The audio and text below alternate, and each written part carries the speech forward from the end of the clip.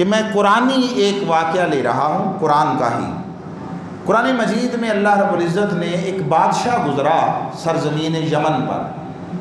اس کا 2 مرتبہ نام لے کر تذکرہ کیا ہے۔ اس کا نام تھا تبع، تے بے اور عین۔ سورہ قاف میں اور غالباً سورہ الدخان میں 2 مرتبہ اس کا اللہ رب العزت نے نام لے کر قرآن مجید میں بیان کیا ہے۔ اور سورہ الدخان میں فرمایا اہم خیر ام قوم تبع، اور سورہ قاف میں فرمایا واصحاب الایکۃ وقوم تبع کل کذب الرسل فحق وعید۔ تو جب 2 مرتبہ اس کا نام قرآن مجید میں آیا، یہ کلام الہی ہے، کوئی تاریخ کی کتاب نہیں ہے کہ جس میں بادشاہوں کا تذکرہ وہ اس کے ضروری اجزاء میں سے ہو۔ تو جس کا نام اللہ اپنے ابدی صحیفہ ہدایت میں لے تو اس کی کوئی اہمیت ہوگی نا، کوئی اہمیت ہوگی۔ یہ بات اس ضمن میں جیسے ہم نے آج مضمون شروع کیا ہوا ہے استقبال میلاد کا، ہم سفر آیا، سفر کے اختتام پر، اور 12 ربیع الاول سے پہلے 4 دن استقبال ربیع الاول کا اہتمام کرتے ہیں۔ رب ذوالجلال نے عالم ارواح سے لے کر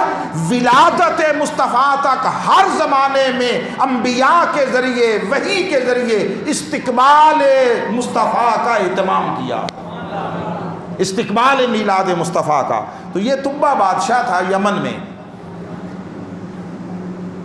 ہم نے جاننا چاہا کہ اللہ نے کیوں ذکر کیا، کوئی بہت بڑی سلطنت تھی جس کو ضرب المثل کے طور پر بیان کیا ہو تو ایسی بات نہ تھی، کوئی بہت زیادہ مال و دولت کا مالک تھا ایسی بات نہ تھی، کوئی بہت زیادہ جسمانی طاقت، شجاعت اور وجاہت کا حامل تھا ایسی بات بھی نہ تھی۔ ان تینوں میں سے کوئی بات، کوئی بہت بڑے خاندان قبیلے کا حامل تھا کہ اس کے اپنے قبیلے کے لاکھوں افراد ہوں تو چلو اس کو کسی سینس میں کوٹ کیا جائے ایسی بات بھی نہ تھی۔ اب پورا، میں چونکہ اختصار ہوتا ہے یہاں، پورا واقعہ بڑا مختصر بیان کر دیتا ہوں۔ اس نے ارادہ کیا کہ میں دنیا کو فتح کروں، آگے بڑھوں اور لوگ میرے پیروکار زیادہ ہو جائیں۔ یہ وہاں یمن سے چلا اور ابتدا میں ہی اس سرزمین حجاز پہ پہنچا اور سرزمین مکہ پہ پہنچا۔ تو وہاں اس نے دیکھا کہ یہ لوگ ایک عمارت ہے پتھروں کی، اس کے ساتھ عقیدت اور محبت رکھتے ہیں اور کسی اور کی طرف ان کی طبیعتوں میں رغبت نہیں پیدا ہوتی، کسی اور کو نہیں مانتے ہیں۔ قبائلی لوگ، ہر قبیلے کا اپنا اپنا ایک نظام سسٹم ہے، کوئی مرکزی حکومت نہیں ہے، کوئی کچھ نہیں ہے، کوئی ایک نظام معاشرتی نہیں ہے، مگر جو جس قبیلے سے بھی تعلق رکھتا ہے اس پتھروں کی عمارت سے، پتھروں سے بنے ہوئے اس گھر کے ساتھ اس کی شدید قلبی محبت ہے۔ تو اس کو جیلسی ہوئی کہ میں بادشاہ ہوں، اتنی بڑی سلطنت کا، دور سے آیا، میری طرف کوئی دھیان نہیں کرتا، رغبت نہیں کرتا، اس کے ساتھ جا کر عقیدتوں محبتوں کا اظہار کرتے ہیں، اس کے گرد گھومتے ہیں، طواف کرتے ہیں۔ اس نے چاہا، دل میں ارادہ کیا میں اس کو گرا دوں، اس کو ختم کر دوں تاکہ ادھر سے لوگوں کا دھیان ہٹ جائے۔ بس یہ ارادہ کرنا تھا کہ وہ ایک بہت اذیت ناک، تکلیف دہ، متعفن بیماری میں مبتلا ہو گیا، متعفن، اور اس کے لیے اٹھنا بیٹھنا دشوار ہو گیا۔ جب کچھ وقت گزرا، کو 2 4 6 10 دن گزرے تو وہ بڑا پریشان ہوا۔ اس نے اپنے دربار کے وہ جو کاہن، نجومی اور استا ٹائپ کے لوگ ہوتے ہیں انہیں بلایا اور کہا کہ بھئی یہ حساب کتاب کرو، یہ یک لخت میرے ساتھ کیا ہو گیا ہے۔ انہوں نے سارے اپنے حساب کتاب کر کے جو فائنلی اسے بات بتائی، انہوں نے کہا بادشاہ سلامت، ہمیں یہ تو نہیں معلوم کہ وہ اصل شے کیا ہے، مگر ہمیں ہمارا علم یہ بتاتا ہے، ہم سب متفقہ طور پر اس نتیجے پر پہنچے ہیں، تم نے اپنے دل میں کوئی انتہائی برا اور بھیانک ارادہ کیا ہے جسے قدرت اور فطرت نے پسند نہیں کیا، اس کے وبال کے طور پر تجھے اس اذیت میں مبتلا کیا گیا۔ اب وہ تو سمجھتا تھا نا میں نے کیا کیا، اس نے اسی وقت توبہ کی اللہ کی بارگاہ میں، اپنے ارادے سے باز آیا، اللہ نے اسی وقت شفا دے دی، شفا دے دی۔ جب شفا ہوئی تو اس نے عقیدت و احترام کے اظہار کے طور پر کعبے میں نذرانہ بھی چڑھایا، صفائی کی، اور معلوم تاریخ انسانی میں سب سے پہلی مرتبہ عقیدت و احترام کے اظہار میں اس نے خانہ کعبہ کو غلاف پہنایا، غلاف پہنایا، اور یہ سارا کچھ کر کے آگے بڑھ گیا اپنے اس مقصد کے لیے کہ میں دنیا فتح کروں۔ پھر کچھ منزلیں آگے جا کر کہیں قیام کیا، اور وہاں قیام کے بعد جب آگے سفر کا ارادہ کیا تو اس کے ساتھ اس کے دین کے علماء پر مشتمل کوئی 250-300 افراد کی ایک جماعت بھی تھی۔ ان تمام علماء نے مشترکہ طور پر اسے کہا کہ بادشاہ سلامت، بس ہمارا سفر آپ کے ساتھ، ہماری معیت، ہماری ہمراہی یہاں تک کی تھی، اس سے آگے ہم آپ کے ساتھ نہیں جا سکتے۔ اس نے کہا تم نے میرے ساتھ زندگی کی آخری سانس تک وفا کرنے، وعدہ نبھانے کے لیے کہا تھا، اور ابھی تو آپ بہت دور جانا ہے۔ انہوں نے کہا ہاں ایسا ہی ہے، ایسا ہی تھا، وعدہ کیا تھا، ہمیں معلوم نہیں تھا کہ اس سفر میں ایک اتنی بڑی حقیقت ہمارے اوپر عیاں ہو جائے گی۔ اس نے پوچھا کیا حقیقت؟ انہوں نے کہا کہ ہم نے اپنی کتاب میں پڑھا ہے، اور وہ کتاب ظاہر ہے قرآن نہ تھی، وہ کتاب انجیل بھی نہ تھی، کہ یہ ولادت مصطفیٰ سے کم و بیش 1000 سال پہلے کی بات ہے، یہ حضرت عیسیٰ کی ولادت سے بھی 400-500 سال پہلے کی بات ہے۔ تو وہ زبور ہوگی، وہ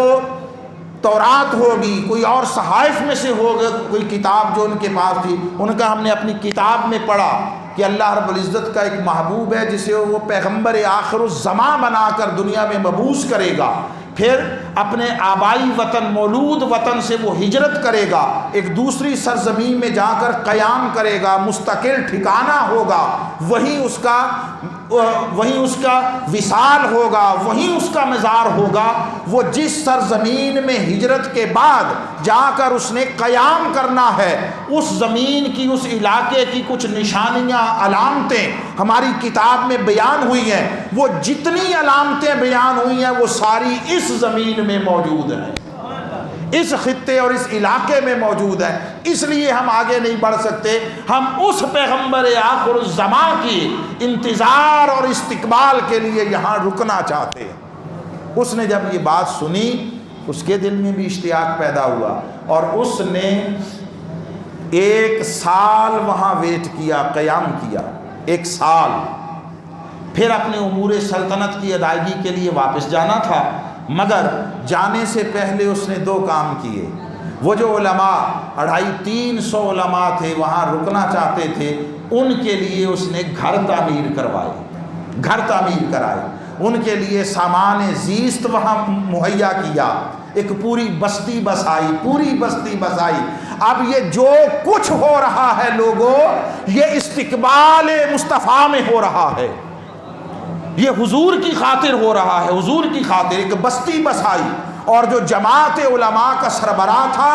ایک خط لکھا حضور کے نام، اور حضور کے نام خط لکھ کر اس جماعت علماء کے سربراہ کو دیا، اور کہا تمہاری زندگی میں آ جائیں تو میری طرف سے حضور کی خدمت میں پیش کرنا، اور اگر تمہاری زندگی کے اختتام تک نہ آئے تو اپنی اولاد کو وصیت کر کے جانا کہ یہ نسل در نسل خط چلتا رہے، جب بھی وہ محبوب خدا آئے میری طرف سے اس کی خدمت میں پیش کر دیا جائے۔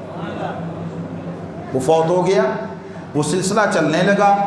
اب ذرا تصور کیجئے، آقا علیہ السلام دنیا میں آئے، ہجرت کی، مدینہ پہنچے، ہر کوئی کہتا ہے میرے گھر میں ٹھہریں، میرے گھر میں قیام فرمائیں، سارے محبت والے ہیں، سارے حضور کے لیے سر کٹانے والے، مال لٹانے والے ہیں۔ آقا نے فرمایا بھئی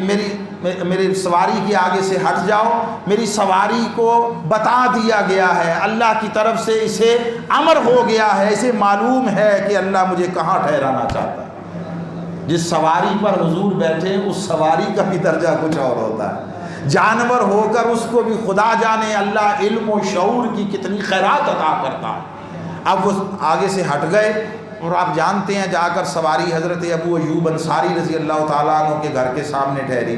وہیں کیوں ٹھہری؟ جس دن حضور ان کے گھر میں جا کر قیام کیا 3 دن سے فاقہ تھا، وہ کوئی رئیس شہر نہ تھے، رئیس شہر نہ تھے، 3 دن کا فاقہ تھا، مگر وہاں اس لیے ٹھہرایا کہ یہ حضرت ابو ایوب انصاری اس طبہ بادشاہ کی طرف سے جن لوگوں کو حضور کے انتظار میں بستی بنا کر یہاں بسا کر گیا تھا، اس کا جو جماعت علماء کا سربراہ تھا، اس کی اولاد اور نسل میں سے تھے جسے حضور کے نام خط دے کر گیا تھا۔ اس لیے وہاں اللہ نے ٹھہرایا اپنے امر کے ذریعے، حبیب ہیں سارے ایمان والے، ہیں سارے وفا والے، ہیں سارے محبت کرنے والے، سر کٹانے مال لٹانے والے، مگر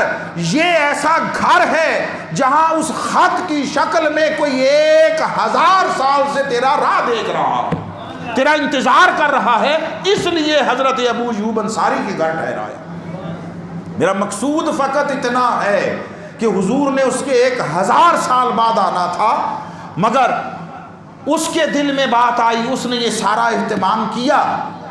اللہ نے اس کو رائے گاہ نہیں جانے دیا، وہ 1000 سال پہلے یہ اہتمام کر کے چلا گیا، اللہ نے قرآن میں اس کا ذکر کر کے اس کے نام کو امر کر دیا، اس کے نام کو